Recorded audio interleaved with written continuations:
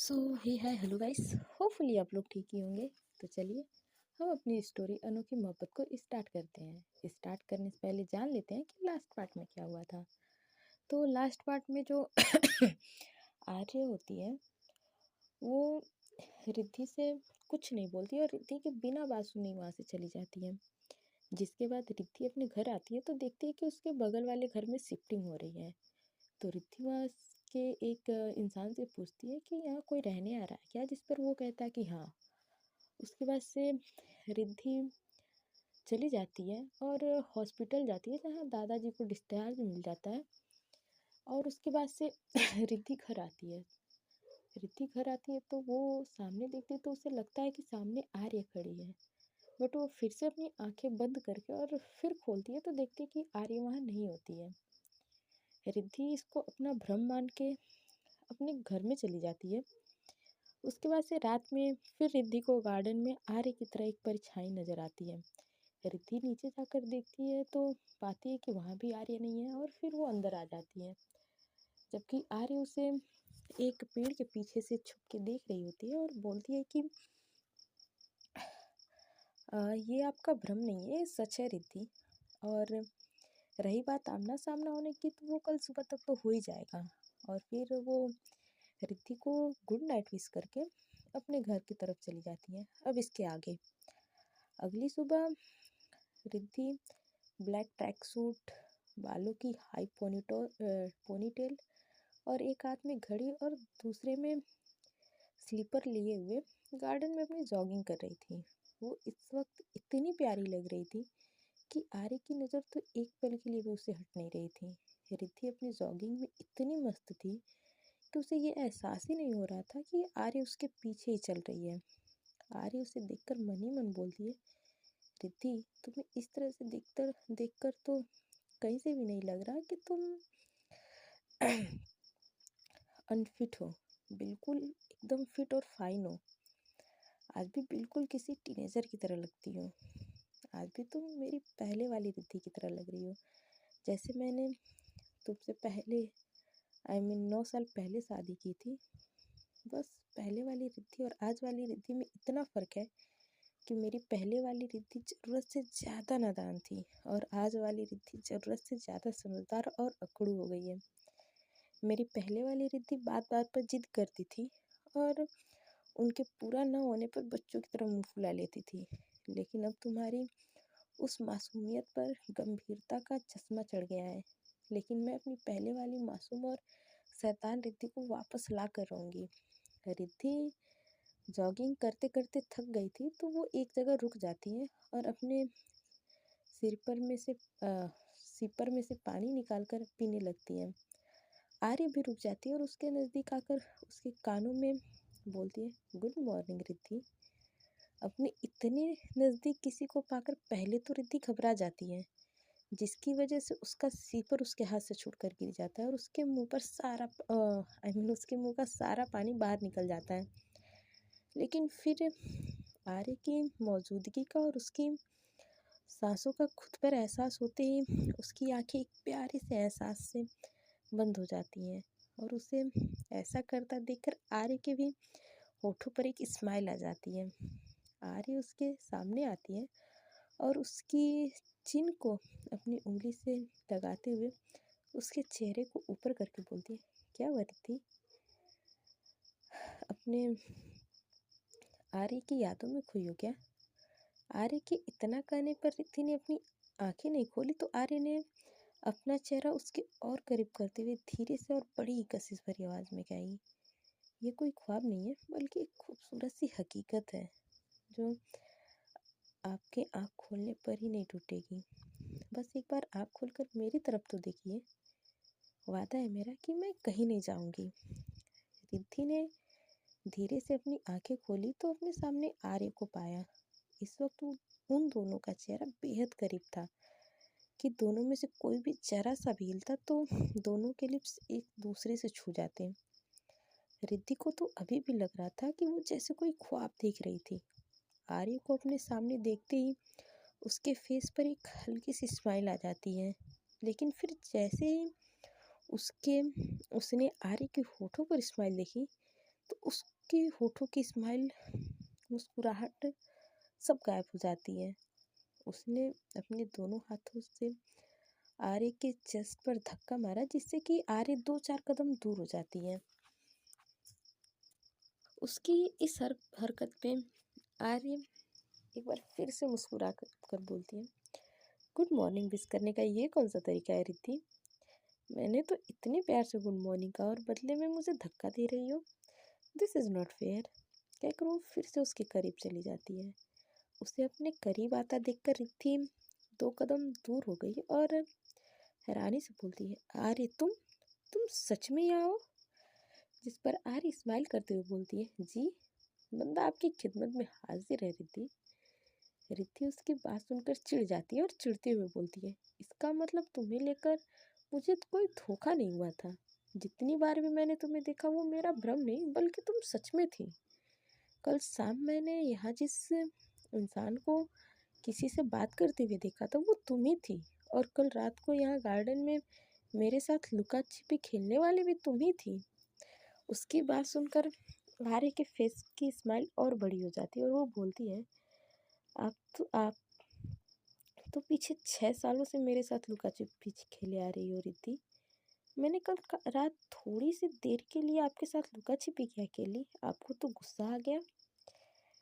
जिस पर रिद्धि थोड़ी सी गुस्से में भरकर बोलती है, तुम यहाँ कर क्या रही हो? तुम्हारी हिम्मत कैसे हुई मेरे इतने करीब आने की? आर्य ने रिद्धि के वेस्ट में एक हाथ डाला और उसे खुद के करीब खींचते हुए बड़े आराम से बोली, ऐसे?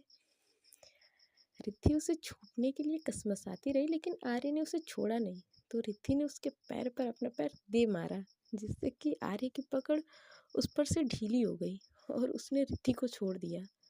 उससे छूटते ही रिद्धि उससे थोड़ा सा दूर हुई और बोली, मैंने आपसे कहा था ना आर्य कि मेरे करीब आने की कोशिश भी मत करना। आर्य उसे अपनी गहरी निगाहों से देखते हुए और बोला, कोशिश तो बहुत करती हूँ लेकिन क्या करूँ? अपने दिल पर हाथ रखते हुए बोलती है, ये दिल है कि मानता ही नहीं। रिद्धि उससे चिढ़ते हुए बोलती है, मैंने आपका या आपके दिल का ठेका नहीं ले रखा है। जिस पर आर्य फिर से उसके करीब आते हुए बोलती है, आपने ना सही, लेकिन मैंने तो आपका ठेका लिया है ना मिसेस कपूर। आखिर हस्बैंड हूँ आपका, तो इतनी जिम्मेदारी तो बनती है मेरी। रिद्धि उस पर गुस्से से चिल्लाते हुए बोलती है, मैंने आपसे कितनी बार कहा है कि मुझे मिसेस कपूर कहना बंद कीजिए, कोई पत्नी नहीं हूँ मैं आपकी। आर्य और मैं आर्य, मैंने भी आपसे कितनी बार कहा है कि आप कल भी मिसेस कपूर थी और आज भी और आगे भी होंगी, और आप चाहे कितना भी कह लें, लेकिन सच तो यही कि अभी भी आप मेरी पत्नी हैं और मैं आपका पति हूँ। यहाँ किसी ने कमेंट किया था कि आप पत्नी पत्नी आई मीन वाइफ वाइफ मत बनाइए, आप आर्य को हस्बैंड बोलिए, वो ज़्यादा अच्छा लगेगा, इसलिए मैंने यहाँ पे आर्य को हस्बैंड बोला है। चलिए अब आगे बढ़ते हैं। रिद्धि ने अपने सीने पर उसके दोनों हाथ बांधे और बोली, आप बहुत बड़ी गलतफहमी में जी रही हैं आर्य। ये इंडिया नहीं ऑस्ट्रेलिया है, और यहाँ के कानून के मुताबिक पति पत्नी 5 साल तक अलग रहे, उनके बीच में कोई भी रिश्ता ना हो तो वो ऑटोमेटिकली उनका तलाक हो जाता है। इसलिए आपका और मेरा भी तलाक हो चुका है, अब हम दोनों के बीच में कोई रिश्ता नहीं है। जिस पर आर्य कहती है, मैं भी आर्य भी अपने हाथ अपने सीने पर बांधती है और उसकी तरह खड़े होते हुए बोलती है, हमारी शादी इंडिया में हुई थी, ऑस्ट्रेलिया में नहीं, इसलिए अगर हमारा तलाक भी होगा तो इंडिया के कानून के मुताबिक होगा, ना कि यहाँ के। रिद्धि बोलती है, आप चाहे कुछ भी कह लीजिए, ये ऑस्ट्रेलिया है तो या यहीं का कानून चलेगा, और इंडिया तो मैं वापस जाने वाली हूँ नहीं, इसलिए बेहतर होगा कि आप मुझ पर अपना टाइम वेस्ट न करें और चुपचाप इंडिया वापस लौट जाइए। आर्य बोलती, वो तो मैं जाऊँगी, लेकिन अपनी मिसेस को लेकर अपने साथ लेकर जाऊँगी। जिस पर रिद्धि कहती है, सपने देखते रहिए आर्य, सपने देखने का अधिकार तो सबको होता है, लेकिन वो कितना सच होते हैं ये तो वक्त ही बताएगा। जिस पर आर्य उसके पास आते हुए बोलती है, अभी इतने से ही परेशान हो गई मिसेस कपूर? अभी तो बहुत कुछ बाकी है। अभी तक तो आपने सिर्फ मेरे गुस्से की इंतहा देखी है, मेरे प्यार की नहीं। अब तो मैं आपको अपने प्यार की वो हद दिखाऊंगी कि आप भी मुझसे बेहद प्यार करने से खुद को रोक नहीं पाएंगी। जिस पर रिद्धि उसे घूरते हुए बोलती है, ऐसा कहीं नहीं होगा मिस्टर आर्य। आर्य उसकी निगाहों में झांकते हुए और पूरे आत्मविश्वास से बोलती है, होगा, ऐसा जरूर होगा Mrs Kapoor. You just wait and watch, कहकर उसकी तरफ एक फ्लाइंग किस करती है। रिद्धि आर्य की बातों से परेशान हो चुकी थी। वो इरिटेट होकर अपने पैर पटकते हुए अंदर घर में जाने लगती तो आर्य उसे पीछे से बोलती है, अरे मिसेस कपूर कहाँ चली आप। आर्य की बात सुनकर रिद्धि के कदम वहीं रुक जाते हैं, लेकिन उसने पीछे मुड़कर नहीं देखा। तो आर्य के फेस पर फिर से स्माइल आ जाती है। वो स्माइल करते हुए बोलती है, ये तो बताती जाइए कि मेरा सरप्राइज कैसा लगा। आर्य की बात सुनकर रिद्धि एक तिरछा स्माइल करती है और पलटकर उसकी तरफ आने लगी। उसे आता देखकर आर्य भी हैरान हो जाती है। रिद्धि उसके करीब आई और उसे एकटक देखते हुए बोली, आपका सरप्राइज मुझे सच में बहुत अच्छा लगा आर्य। वैसे भी आपको तो सरप्राइज देने का तो शुरू से बहुत शौक है। आप अपनी हरकतों से हमेशा इंसान को सरप्राइज ही करती हैं, है ना। आप हमेशा कुछ ऐसा कर गुजरती हैं जो सामने वाले ने अपने सपने में भी नहीं सोचा होगा। रिद्धि की बात सुनकर आर्य के फेस की मुस्कुराहट पल भर में गायब हो जाती है और उसके फेस पर अब तक जो खुशी के भाव थे वो गिल्ट में बदल जाते हैं। इस वक्त उसकी आंखों और फेस पर अगर कुछ नज़र आ रहा था तो वो था ढेर सारा पछतावा।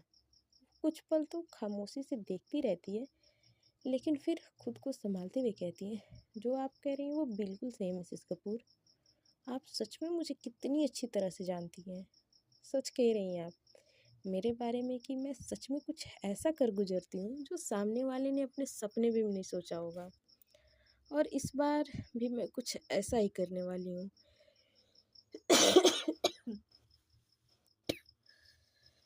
आपका दिल तोड़ा है मैंने, गुनहगार हूँ मैं आपकी, सजा के हकदार हूँ। लेकिन इतना सब होने के बावजूद भी आपकी ज़िंदगी का एक अटूट हिस्सा भी हूँ, जिसे ना तो आप खुद की ज़िंदगी से अलग कर सकती हैं और ना ही मैं। और ये बात ना तो मैं भूली हूँ और ना ही आपको भूलने दूंगी।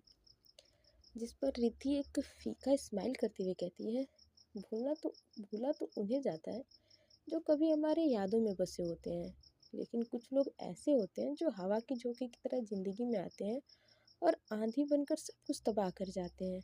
ऐसे हादसे को जितनी जल्दी भुला दिया जाए उतना ही अच्छा होता है। मैं भी आपके साथ अपने रिश्ते को ऐसे ही बुरा हादसा समझकर काफ़ी पहले भूल चुकी हूँ। बेहतर होगा कि आप भी उसे भुला दें। ना तो आपका मुझसे और ना ही मेरा आपसे कोई रिश्ता है। जितनी जल्दी आप इस बात को मान लेंगी उतनी तकलीफ आपको कम होगी, कहकर वो अपने घर के अंदर चली जाती है। रिद्धि के जाते ही आर्य की फेस पे गंभीर भाव और आंखों में आंसू आ जाते हैं। वो अपने हाथ से ही अपने आंसू पोंछते हुए कहती है, हमारी ज़िंदगी में वो दिन भी जल्दी आएगा रिद्धि, जब तुम अपने हाथों से मेरे आंसू पोंछोगी। और वो हल्का सा स्माइल करते हुए कहती है, जानती हूँ मेरा ये सरप्राइज तुम्हें बहुत अच्छा लगा, लेकिन ये तो बस अभी शुरुआत है। शाम को तो तुम्हें एक और सरप्राइज मिलने वाला है, बस उसके लिए तैयार रहो।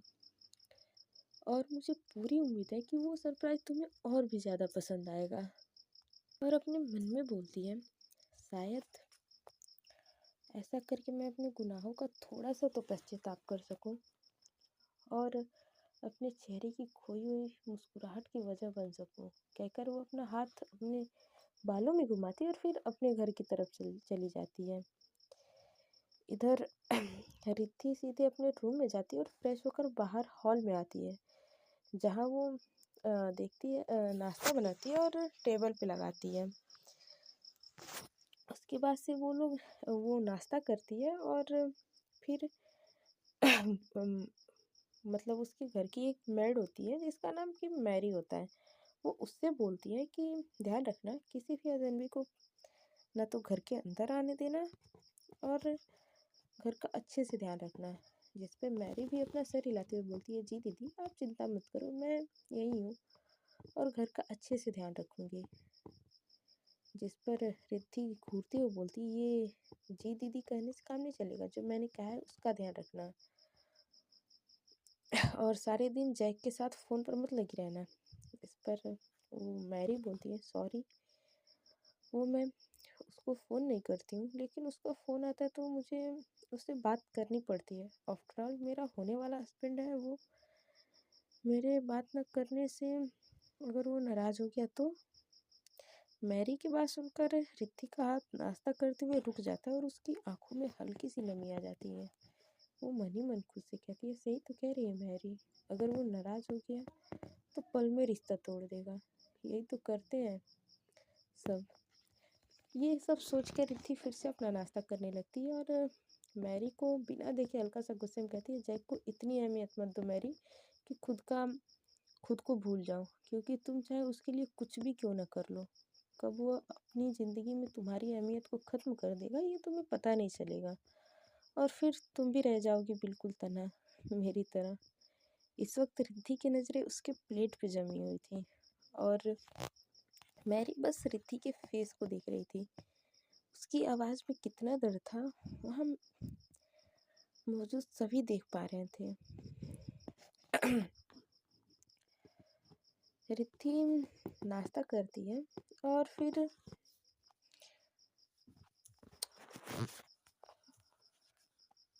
रिद्धि हॉस्पिटल के लिए निकल ही रही होती है कि तभी सामने से उसे मायरा आती दिखती है।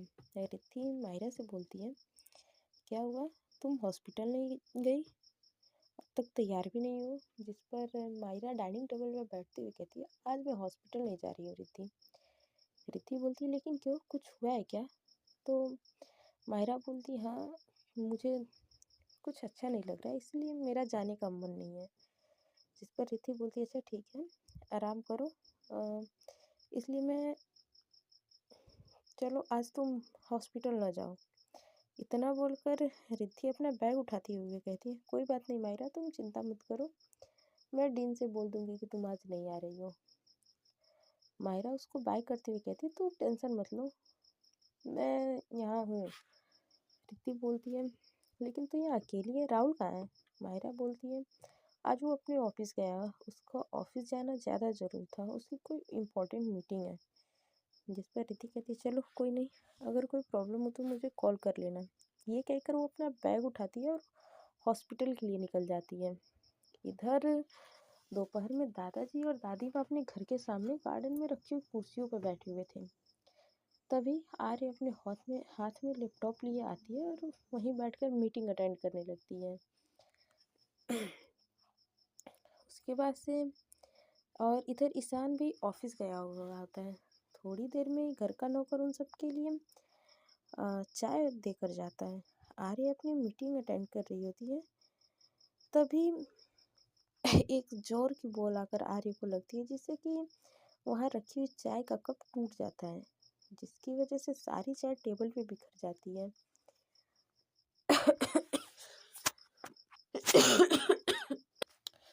तो आर्य पलट कर देखती है तो पाती है कि बच्चे खेल रहे होते हैं और उनसे ही बॉल आकर लगी होती है। जिस पर आर्य जाती है और उनको बॉल वापस लौटा कर आती है। उसके बाद से वो दादाजी और दादी में बैठकर कुछ बातें कर रहे होते हैं कि तभी माहिरा बाहर निकलती है। माहिरा सबसे मिलती है और बाकी सब भी माहिरा से मिलते हैं। काफ़ी देर तक सारे लोग मिलकर आपस में बात करते हैं। इधर इंडिया में नेहा को रिद्धि के बारे में तो सब कुछ पता था, लेकिन अभी तक नेहा को किसी ने ये नहीं बताया था कि वो रिद्धि के साथ माहिरा भी है। शाम को माहिरा हॉल में बैठी थी कि तभी कुछ लोग अपना सामान लिए हुए घर के अंदर आते हैं। माहिरा उन सबको देखकर हैरान रह जाती है और अपनी जगह से खड़ी होती है। इधर माहिरा तो उन लोगों को यहाँ देखकर परेशान थी। वो लोग माहिरा से कुछ कहते, तभी माहिरा रिद्धि को फ़ोन मिलाती है। रिद्धि अपने कैबिन में बैठी हुई थी, कुछ पेशेंट्स की फाइल चेक कर रही होती है कि उसके फ़ोन पर माहिरा का कॉल आता है। इस वक्त माहिरा का फ़ोन देखकर रिद्धि परेशान हो जाती है। वो सोचती है कि कहीं माहिरा ज़्यादा तबीयत तो उसकी नहीं ठीक हो गई, आई मीन खराब हो गई। इससे वो जल्दी से फ़ोन उठाती है और पूछती है, हेलो माहिरा, क्या हुआ, सब ठीक है ना, तू ठीक है ना? जिस पर मायरा बिल्कुल धीमी आवाज़ में बोलती है, रिद्धि पहले तो तू शांत हो जा, तू जल्दी से घर आ जा। जिस पर रिद्धि परेशानी से कहती है, क्या हुआ मायरा, तू इतनी परेशान क्यों लग रही है, सब ठीक तो है ना। जिस पर मायरा बोलती है, बस तू कुछ पूछ मत, जल्दी से घर आ। रिद्धि झिल्ला कर बोलती है, आखिर बात क्या है, बताएगी मुझे, मेरा मन घबरा रहा है, सब ठीक तो है ना। मायरा बोलती है, तू घबरा मत, यहाँ पर सब ठीक है और कुछ भी ठीक नहीं है, मैं कह रही हूँ ना, बस तू जल्दी से घर आ जा। रिद्धि बोलती है, ठीक है, मैं जल्दी ही आ रही हूँ, कहकर वो कॉल कट कर देती है और अपना बैग उठाकर घर के लिए निकल जाती है। सो फ्रेंड्स, आज के पार्ट में बस इतना ही। मिलते हैं नेक्स्ट पार्ट में और जानते हैं कि आने वाले पार्ट में क्या होता है। तब तक के लिए bye bye, tata and take care. आप लोग अपना ध्यान रखिए, बाय।